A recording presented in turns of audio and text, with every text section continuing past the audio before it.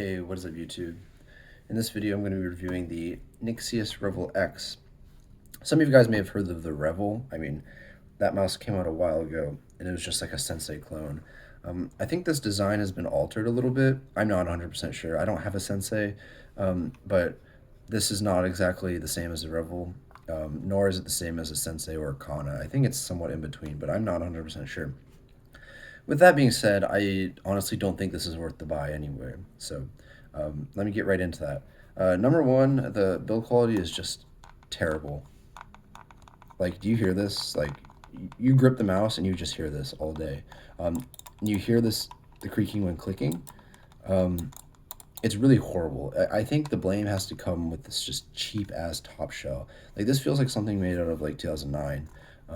It's so poorly made, so they're so low quality, and these rubber side grips are ghastly. Like, these are like if you took the Viper Ultimate side grips and somehow made them worse.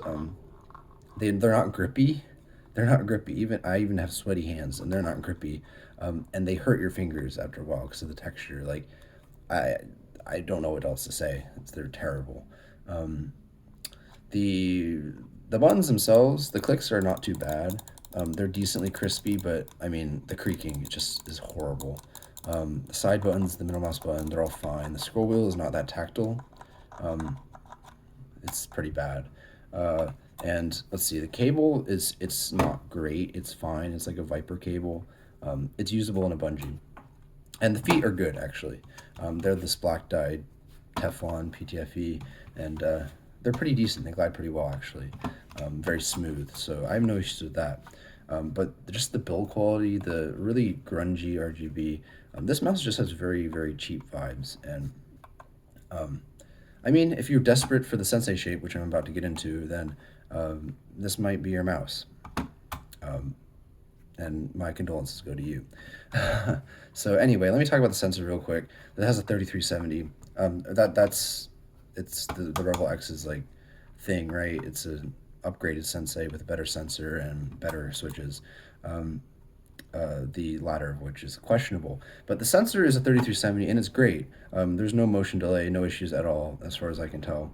And I've done a little testing compared to my S2 or whatnot. And the click latency seems to be about 6 milliseconds slower than the Superlight, or the G303 rather, Shroud Edition. So no issues there. I had no issues in game and whatnot. And the shape is good. Admittedly, it's quite good. I mean, it is a Sensei clone. That shape is legendary, so I would expect no less from a copy of it. Um, and this is mostly just like a claw mouse, I would think. Um, but yeah, I mean, it's good. It's a good shape.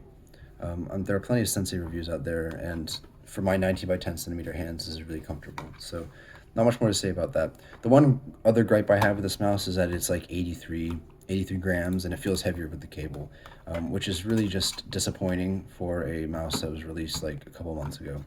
Um, though I think this is like a Ponage. This might be an OEM mouse. I'm not 100% sure. Anyway, um, conclusion of this video, if you're really desperate for a Sensei clone that is not the Sensei 10, then I mean, this is really your only option. Otherwise, get an XM1R.